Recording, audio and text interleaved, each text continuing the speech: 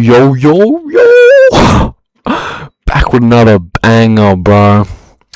You know, obviously, people have been wondering where is Cracker Gaming, why they're not uploading, bro. I miss them so much. My life depends on it. But, bro, this content creation shit, bro, it's hard. It's hard. It's really, it's probably harder than a 9 to 5, as many people say.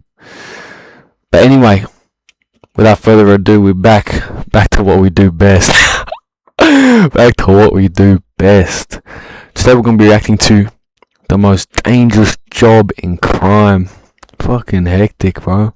By FERN. I'll be a YouTuber. But without further ado, let's get it fucking cracked. Let's get cracking. I should say. 5 teenagers are dropped off just outside the port of Antwerp. The port is as big as an entire city, and it never sleeps. Throughout the night, there are trucks rolling in and containers being shifted around. But the boys are here for a very different kind of job. Their mission is to get their hands on bags full of cocaine hidden somewhere in this maze of countless containers. And inside the maze, Belgian police are always on alert. One wrong move, and it's game over. This is the insane, brutal world of Europe's coke runners. Bro, FERN, bro, this got straight bangers, bro, on everything. It's growing, how the substance works, This guy's videos are fire. But what we didn't specifically talk about is how it gets here. How a product that's made thousands of kilometers away in the jungles of Latin America ends up in a nightclub bathroom in Berlin. Almost all of the world's cocaine is produced here in Colombia, Bolivia, or Peru. Often, it's brought from the jungle to other Latin American countries first. Powerful cartels control this part of trafficking.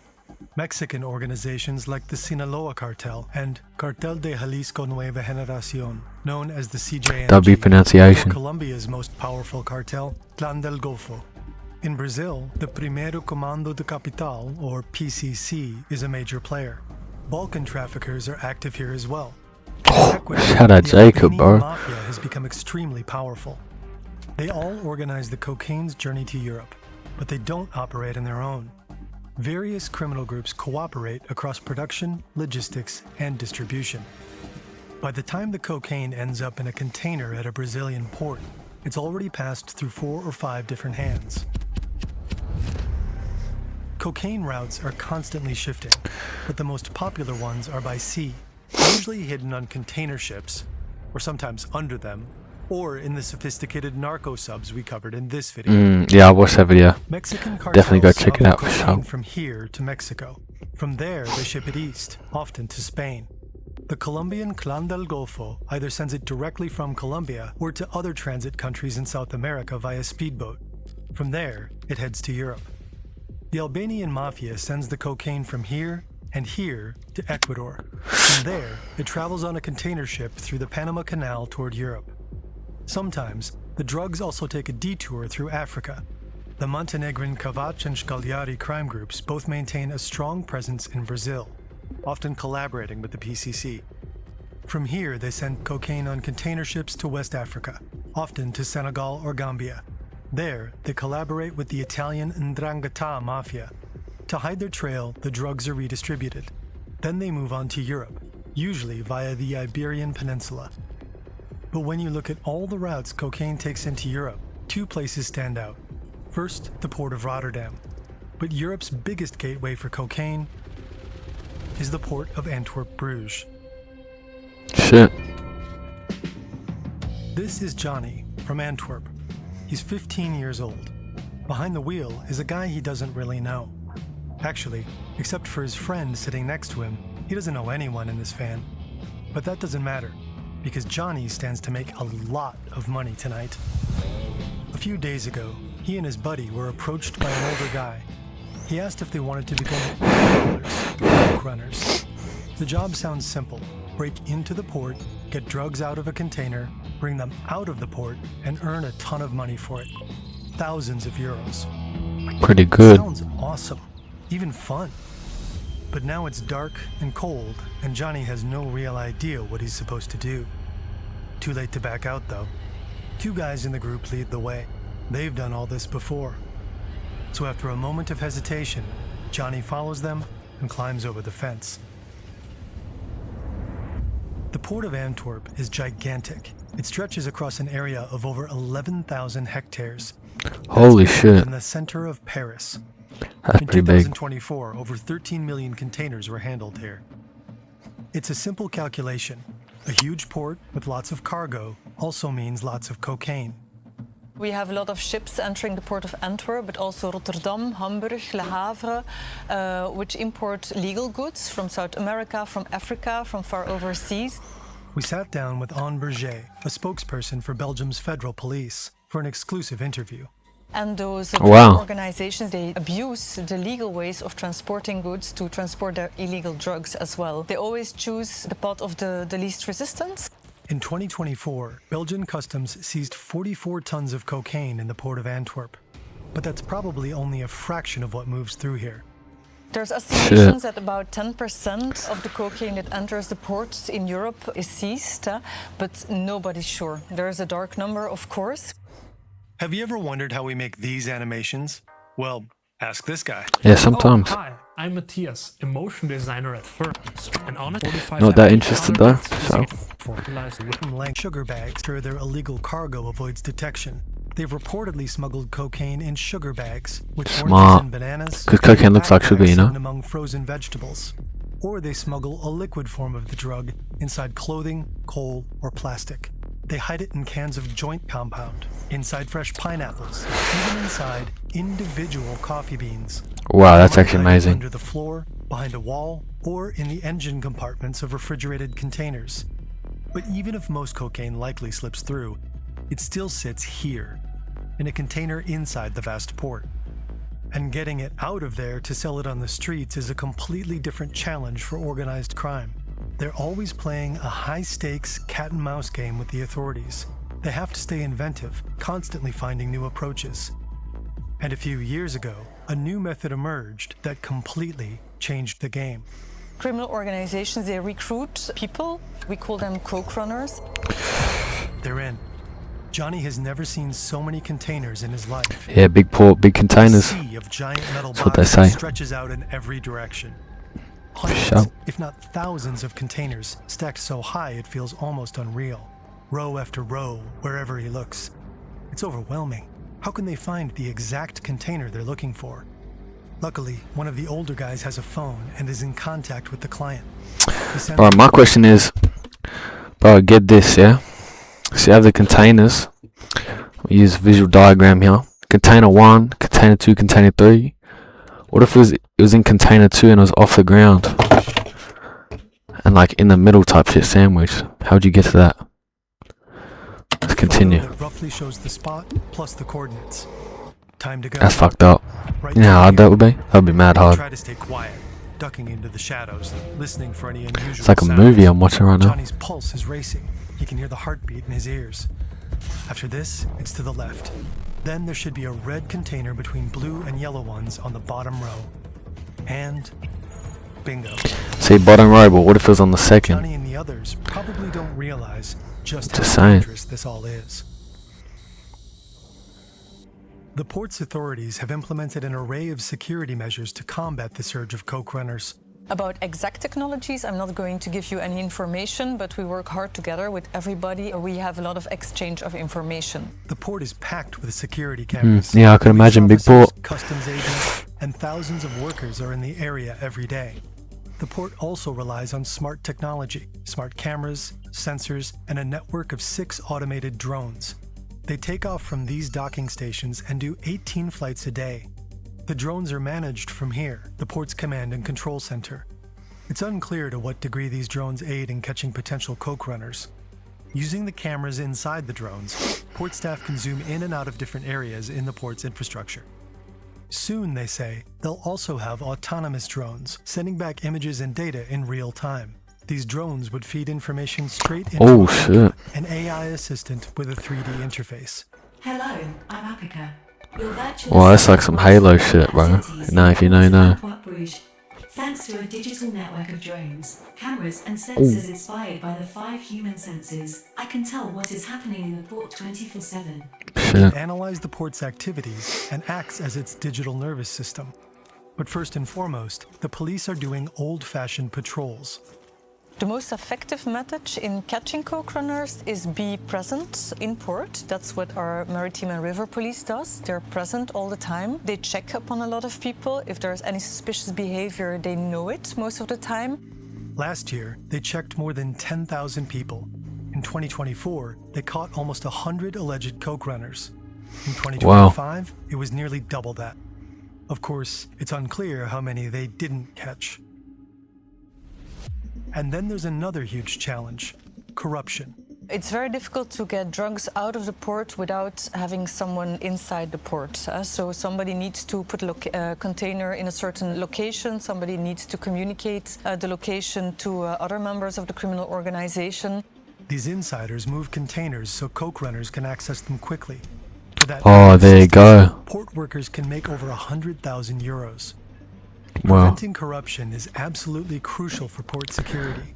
So, going back to my question earlier, they probably, you know, with the inside man and that, they probably just put it in more optimum locations for the coke runners If type nobody was shit. telling Johnny and the crew Fabulous. where to go, they'd never find their target container. They made it. Now they need to get in. They pull open the doors and see bananas. But right there, among the crates, exactly where they should be, bags full of cocaine. Johnny throws a bag over his shoulder. It's heavy. As the shoulder strap bites into his neck, he's already picturing a new phone, maybe even a car. Time to sneak back out. Shit.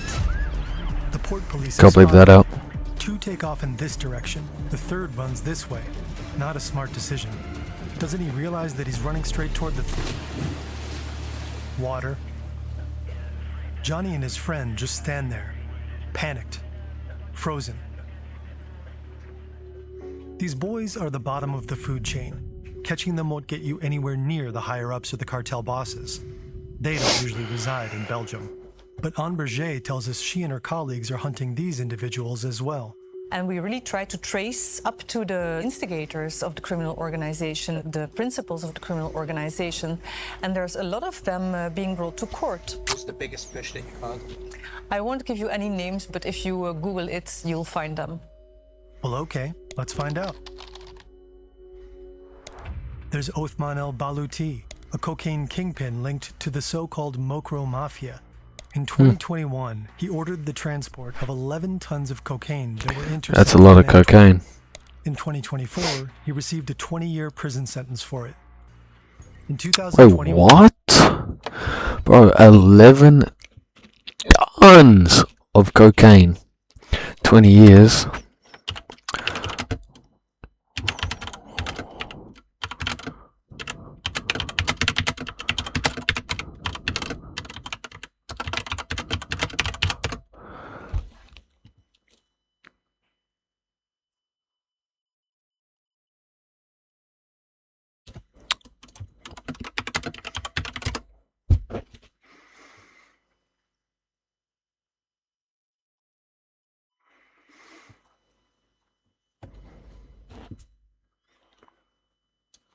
Life imprisonment.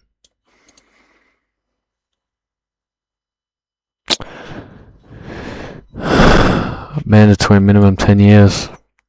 Yeah, I don't know, not much info on the subject, but 20 years doesn't sound like 20 years barely sounds like anything. Get back to international it. law Check it out. enforcement agencies cracked the encrypted messaging platform Sky ECC.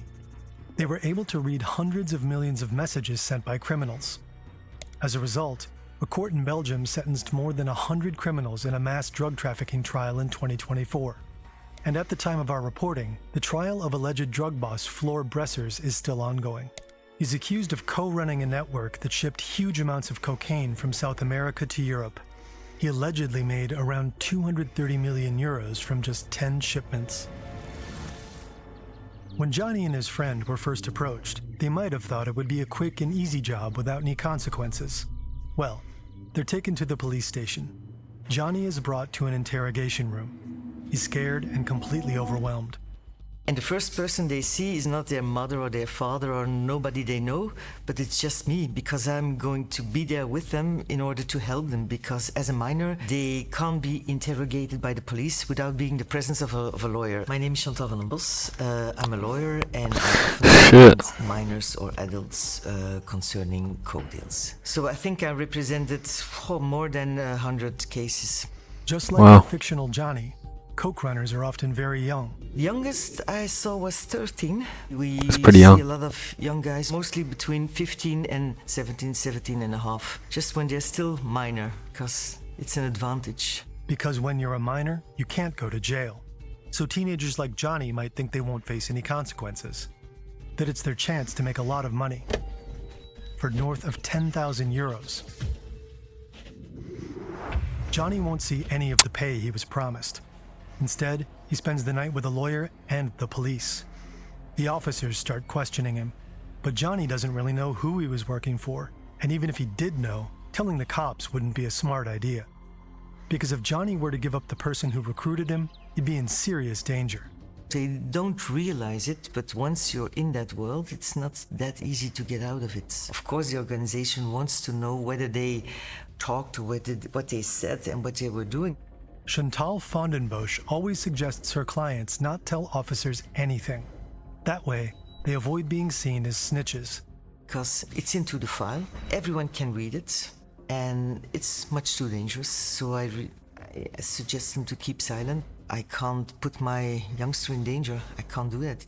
But whether they talk or stay quiet during questioning, underage coke runners face serious legal consequences. So when you're a minor, you are arrested and then you have to appear the next day before the juvenile court. The juvenile judge can send you to the juvenile prison or to a detention. They might have to stay there for weeks or even months, but it's different if you're over 18. If you're an adult, you come into the prison. Afterwards, you get a sentence, and that's between 40 months, and you will have to pay a fine of about 8,000 euros, if you're a first offender, of course. In February 2025, 3 Dutchmen were arrested in the port of Antwerp for allegedly attempting to retrieve cocaine. The authorities didn't catch them in action. There was no cocaine on them, but they did have the typical tools of the trade with them. Now they face over 3 years in prison. Belgian authorities are taking a tough approach, hoping it will make an impact. They also want to crack down on the recruiters behind these operations. There's new litigation now, telling that whoever uses minors in order to do something for them, the sentence they get is much higher because of the use of the minors. The Netherlands has seemingly taken a page from the Belgian because it's technically like child labor. First-time offenders Tough usually shit. just got community service or a suspended sentence. Coke runners had to pay a small fine of 90 to 100 euros for trespassing if they weren't caught red-handed. If they're caught inside the port without a valid reason today, they can also end up in prison. Even if coke runners manage to pull off a few jobs, there's often no way out. You don't just tell a criminal group, "Nah, I'm good," once you're done risking your freedom. Once you do something for a criminal organization and you get money, it's very difficult to say no next time. Because this isn't an exciting heist movie. It's work for a cartel. Some of the most brutal, ruthless criminals on the planet. That is true. Over the past few years, violence in Antwerp has exploded. Drug gangs are fighting each other in the streets. We have seen that there are a lot of bombs in Antwerp. Drug-related violence is huge here in Antwerp, and it's very dangerous. In an anonymous letter, a Belgian judge even expresses concern that the country is turning into a narco state. But it's not just Belgium. In Europe's port cities, there are shootings, car bombings, kidnappings, torture chambers. So if these guys want you to do another coke runner job or move another container to the bottom row, they won't take no for an answer. If you don't do what they want, the criminal organizations, they can also threaten your family. And a lot of people don't know that. They don't realize it until it's too late. Many times I have the assumption that they really don't realize what's going on and what they have to expect, what is going to happen to them. For me, that's like, you didn't realize it, you didn't think about it in advance. You're just thinking you're recruited, you think about the money you're going to get. You don't think about the danger afterwards. You're not thinking about the troubles you're going to be in or what risks you are taking. And the cartels couldn't care less if kids like Johnny end up in serious trouble. The criminal organizations just send other people into the port. Other young people will be recruited on the street and brought to the port. Business as usual. The cat and mouse game between cartels and the authorities shows no sign of slowing down. The cartels keep adapting. They're always finding new and creative ways to smuggle cocaine. One new method is the so-called Trojan container. Coke runners hide inside a container and are brought into the port from the mainland. Those people have to stay It's crazy, like the Trojan horse. for sometimes a few days until If they you know, get you know. a message from the criminal organization that a container with drugs has arrived from overseas. Then they have to get out of the container, try to find the container with the drugs, remove the drugs to another container, or take it out themselves. The port police are constantly trying to keep up, but they know this is a fight they can't fully win. So we try to manage it. We try to be able to seize as much as possible, not only by coincidence, by scanning goods, but also by information that comes from inside the organizations and from intelligence all over the world, from abroad, from Belgium and so on. We also know we won't be able to eliminate drug trafficking to Europe. As long as there's a lot of money to earn with drug trafficking, criminal organizations will try to do it and try to bring the drugs into Europe. Experts stress there's no single solution to drug trafficking. It requires multiple approaches at once: reducing demand, prevention, health initiatives, research, and law enforcement. For the time being, all parents and teachers can do is try to discourage teenagers from getting involved. We have people who come afterwards and they say, I'm very happy I was caught at that time. It changed my life. I get another view now and I go back to school. I get an education, I get a degree, and I'm W. happy that I'm not living that life as I used to be. Others, they come again and they say, we made another mistake and we're trying to make the best out of it. Every youngster we try to help, or every youngster we can help, it's one life or an environment that we're going to save, so it's very important. If I can change a little bit, It's a good message right here. I can just put one domino stone to change, that can make a huge difference. And even if it doesn't work, it's a never-ending story, but we have to invest in it. There's our youngsters, they're our future. Hey man, FERN bro, W vid. Very, informative, I would say. Yeah, man, I mean, shit, let's have a little check out of the comments. Sit down exclusive interviews. Yeah, true, I haven't seen that so much. I remember, I think this video, that dude was in an interview, I reckon. I don't know if it was from FERN, but he did this, this lady and the other lady, an actual interview. Wow, man.